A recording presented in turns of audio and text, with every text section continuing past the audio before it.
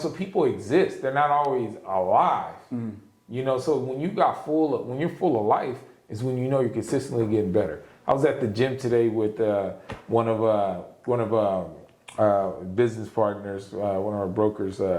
We call him TP3, right? And great dude and all that. And I've seen him grow and stuff one night, so we kind of tease him in the gym. He's like a sickly, skinnier guy. You actually met him. Yeah. But, I was like, okay, he's been working out. He's a little puffed up a little bit. He's at the gym. I was like, all right. Yeah. I like it. And I was telling him, I was like, man, this is the toughest part of our day. Right. Because we had, the workout was a little bit intense. Like we were sitting there, had to take a seat after. Lightheaded. But exactly. After the sauna, lightheaded for sure. But there was this guy there, and this dude's in his 60s. They just put everybody to shame. We look like Pillsbury Doughboys next to this dude. And the guy's like solid. 65 or so. 65, 66, just jacked. That's the best. Yeah, and I'm sitting there and I'm like, dang. That dude, like, I'm sitting there, I was like, man, this freaking inspiration. Right. Six pack, his arms is bigger than mine's pretty much. Six pack got 65. Six pack. Like, and he wasn't a skinny dude either, but he's in there grinding. He's grinding. Every day. Yeah, real. Yeah, I see him in there, and I'm like, the only thing that looks his age is maybe his face, and he's all gray. Yeah. But you see his body, he's got a better looking body than like a lot of most 25-year-olds. Yeah. And I'm like, the discipline that this guy has to be at 65 and not just, I'm just going to be in shape, to be jacked. Right. At that point, and look healthy. Like he literally, if you take his face off, it's like he's got a body of somebody who's like 25. An athlete at 20. Yeah, the athlete. Yeah, that's crazy. That's performing, like a boxer. You know how they're generally shredded when they're training. That's what the guy looked like, and I was like, that's inspiring to know. And I'm like, dang, I want to be like that. That's possible. Yeah. It's like, man, I'm gonna get older, but I want to be in even better shape than I was when I was in my 20s. What is funny is one of my boys just. He's an influencer, big guy. He's got a huge following, and the dude is on every other motivational event, and the dude's great. Yeah. But he did say to that, it's like, you know what? I don't care if I'm fat. I couldn't care less. This is me, and you take me the way I am. Year later, he was working out. He's starting to believe his own BS. Yeah. Right? Yeah. Like, that's not healthy. No, and it's just feeling good. Yeah. It's the reality. Am I gonna be walking around with my shirt off all the time everywhere I go? Probably not. Right? Right? If I had six pack, I probably would. Yeah, he's like, I can't keep my shirt on, right? But it's one of those things where when you feel good, you do tend to do good. Right. And then when it comes to the identity, that's one part that I kind of want to touch on too. Right. Is identity. A lot of times people are scared to touch their goals, or they think that's other people. And that's one thing I noticed about you, because you did pull up in your Aston Martin, right? Thank you. On that stamp. I was new in that neighborhood, man. Yeah. He's like, I had to set my tone, right? Pull up, and. Somebody was like, "Oh, I think that's his parents' car." Right? No. That's right. That don't look like him. No, but the reality is setting that tone, and I had to do this one for myself because I used to realize I'm like, I don't need that stuff, this and that, whatever. But then I had to get comfortable with myself to if I like it, I should get it. I'm not gonna get nothing for somebody else. Right. But if I like it, then I'll get it. Right. Like you said, the watches. I try to like some watches. I can tell. So yeah. Nice ones too. Yeah. So I'm like, I like it. Yeah. Right. Because it makes me feel good. Yes. If somebody, because it's a never-ending battle. Like the worst thing we could do is compare. Right. And then so many people suffer with it. Right. And then I let myself free. Right. I hope everybody does well. Why can you give a damn what everybody else is doing? Right, too. That's also something that people told me when, you know, the cars and so. But it wasn't for people, it was for me. Yeah. And probably because I didn't have a whole lot growing up. And there was a time, it was funny, I didn't have money to come back from school. Yeah. Right? My parents would give me some money, and I guess at the time there was like 50 pesos.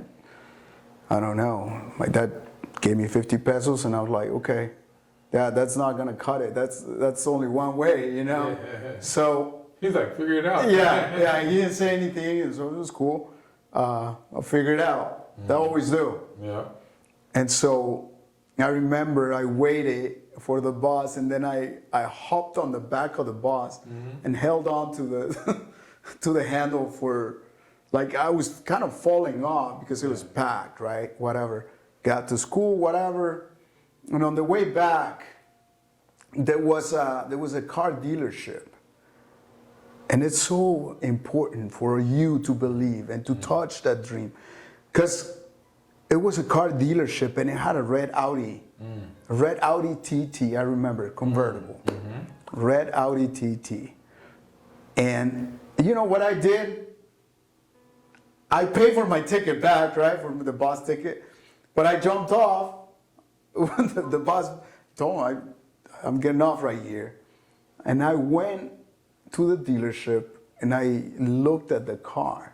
I told him, man, like, hey man, can you help me in the car? Can you help me move? Or can I test drive it? Yeah. And the guy, you know what the guy said? This is as a kid? You were like 10 years old? No, I was 18. Oh, okay. The guy's like, you know what? I don't think we got the keys, man. I don't think we got the keys. Like, you dirtbag. Yeah, and so, you know, dip inside, I'm like, okay, I see, you know, okay. So I still walk around it and fell in love with it. Yeah. And before I got married, it was funny because there was an Audi TT convertible. And it was a big accomplishment, a huge a huge feeling when I got it. Yeah. I actually drove off from my wedding day in that car. And it wasn't for people. Yeah, a lot of people are like, well, you just want to get girls and all these things. Like, none of that. It was for me. It's that evolution. It's that evolution from you being the young man boy to becoming a man and doing your own thing. And realizing your dreams and your goals. So, brother, you have so much wisdom. You've been through so much. If you had to give some advice to our audience right now, to the young ones and to the not so young ones, what would it be? I would say figure out what's going to give you fulfillment, right? As in, like, what you want to do, as in what inspires you, what drives you, what gets you excited, and go 1,000 miles an hour in that direction. Just go in that direction. Just go in that direction. And then find people, like if they're younger, right? For the younger folks, if you think you want to do something, go find people who are actually doing what you think you want to do. And then you'll find out if that's really what you want to do or not. Exactly. Because I do, I want to be a doctor, lawyer, nurse, because why? Because their parents told them to do that. Oh, because you could be stable and this and that type of stuff, right? But then maybe you don't like blood. Yeah. Right? You know, so you go through this whole process of your life thinking that's what you're going to do. And then you find out, like, oh, I like me, I don't like dealing with my own blood, let alone somebody else's. Yeah, so being a I'm doctor was out the too, way. I wasn't wiping anybody's butt, you know, so that's right, yeah. The medical field was kind of out, you know, on that. That's what I would say. Go find folks that are doing what you think you want to go do. Yes. If you want to be an entrepreneur, you want to be in business, go find a successful entrepreneur. Right. And then try to duplicate or get them to mentor you. If you're a little bit more seasoned, let's say you're not the new person. Right. Take advice from people that, like, okay, if there's areas of someone's life that you don't want to have in yours, then the worst thing you can do is take advice of them on that. Thank you. You know, and this might sound controversial on there or whatnot, but it is the truth on there. So taking a marital advice from somebody who's been divorced 5 times, I mean, does Probably that not. really make sense? Right. Or you're talking to the person, it doesn't mean that person doesn't have any value, but they can tell you how you can screw stuff up. Right. That's what they've shown that they could do. Happen, right. Doesn't discredit the person as a human being or anything, but when it comes to the particular topic. Right. And like I said, a lot of people might like this. You might have someone who's, in relationships is the easiest thing. You get someone who's single, right? But they're telling how relationships should go. I should go, right. Yeah. Experts all the time, right? Yeah, experts. So, the best. So, or you get someone who's like, oh, this is how you're gonna get rich, Right. right? It's one thing someone has an idea and a concept, and they're like, hey, I believe this. That's fine. But you're like, oh, this is the way that you get wealthy, okay, or you get rich, or this is how you make money. But they've never done nothing like that, right? Or you're taking business advice. Right. Here's another caveat that's a little more leveled.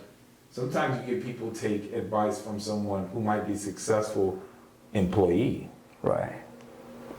But just because they're a successful employee does not make them credible as a successful entrepreneur. Exactly. It's just 2 different muscles. Different. So someone might be a successful employee, that doesn't necessarily mean they know how to run a successful business. Right. So talk to the person who's actually in the line of what you're trying to go. You know, if I want to be a firefighter, and I want to know about that, then I'm going to go talk to a firefighter. I'm not going to talk to, you know, a news reporter on how to be a firefighter. Right? So it sounds like common sense. But be honest with yourself, right? Yeah, so that way you can get quality instruction from people who've already kind of walked that path that you're trying to go. And that's the shortcut. Right? You know, if you want to be in business, talk to somebody who's a successful entrepreneur. Yes. Okay? And then feed off of that. Find out what they did right, what they didn't do, or, you know, and get feedback from them. Versus somebody it's ideas that they have. It doesn't mean their ideas are not good and they can't materialize, right? But you're going to get more value from the folks that they've done it, like yourself. You can talk to someone about entrepreneurship. Thank you. You know? I can't. You learn a lot every single day, man. Every single day. Yeah. It's like me trying to talk to. It's been since 2015. Yeah. No, 2005. I'm mistaken.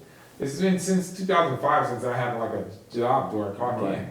So I can talk a little bit about it, but that wasn't the route you chose. Yeah, I don't have as much credibility to talk about how to be a great employee per se, because I haven't been one. Someone asked me for a resume the other day. I was like, man, I haven't done a resume. Like, man, I haven't thought about it. Since school, right? Yeah. You know, so that's what I would say is make sure it's congruent. You know, and then when you're taking advice, because that's probably the biggest thing. You think about who's telling me this and why are they telling me?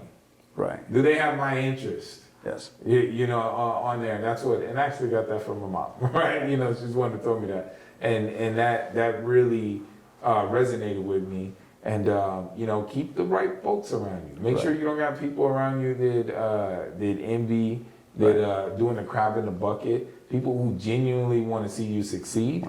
Right? And anyone who wants to see you succeed is not the type of person who's trying to shoot down your dream or your goal. Amen. Thank you. And if you have folks like, oh, I'm a realist. Yeah, right. You're just pessimistic. That's right. Yeah. I don't do pessimistic. I don't. Yeah. I always tell people, I'm like, you can and you should look at the positive side of things. Yeah. Period. And because it doesn't matter what remember, key thing is they don't have to believe in everything you believe in. People just need to know you believe in it. You're the one that needs to believe it. That's right. Because if you believe it, then you can manifest it. That's right. It doesn't matter if the other person believes it or not. It has zero to do with your success. So that's what I would say, you know. Itibari Zulu, words of wisdom. Guys, Truth Legacy, thank you so much for being here. Thank you. Like, seriously, this means a lot. Absolutely. So much. Being here. Thank you. Thank you. And I feel like we could talk for days. Oh yeah. But we gotta finish this up. Thank you for all the wisdom, for all the good vibes. I feel like you can feel this through the camera. Oh yeah. Legitimately, absolutely. you can totally feel this. Yeah. I hope you are feeling the same things we're feeling right now, and I hope you act on it. I hope you act on it. Just act on it. Just do it.